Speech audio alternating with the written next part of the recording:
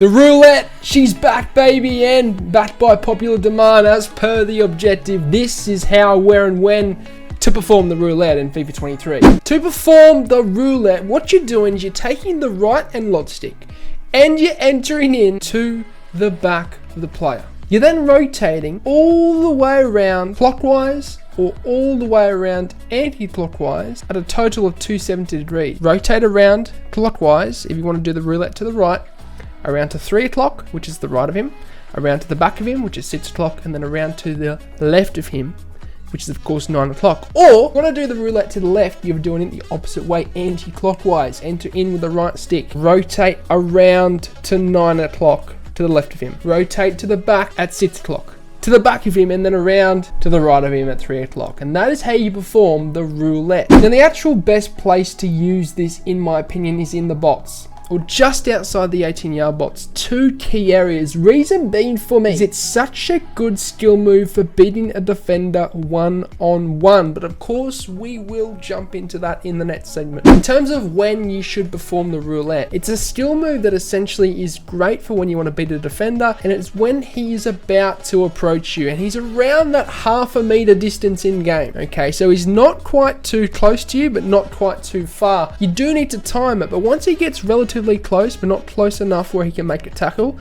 hit the roulette, and as his foot or as his tackle lunges out, you will usually hit it right, and the timing is correct.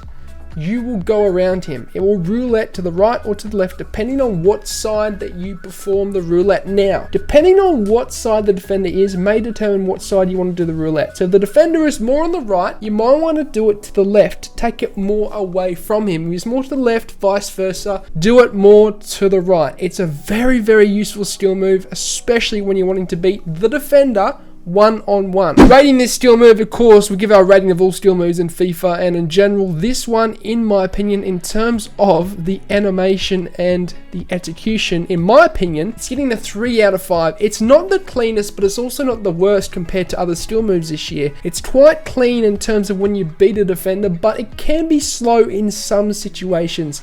Easiness to perform, it's a 2. It's quite hard getting the angles right and actually getting the movements. Obviously, once you get it down pat, it should be quite easy for you, but for those of you who are learning this, it might take you a little bit of time. In terms of beating defenders, I'm giving this a 5. It really is good for beating defenders, especially in one-on-one situations. Great for taking it to the left or to the right of them and beating that tackle or that lunge out as he approaches you. In terms of creating space, we're going to give it a 3. It's not necessarily a skill move for creating space, but once you beat that defender, that's when the space is created. Overall, of course, we're going to give it a 3.5 out of 5. Not a bad skill move. Of course, if you guys are using this for the objectives, I recommend at least doing one-on-one situations with this skill move. So you hit it one-on-one with the defender as he approaches you.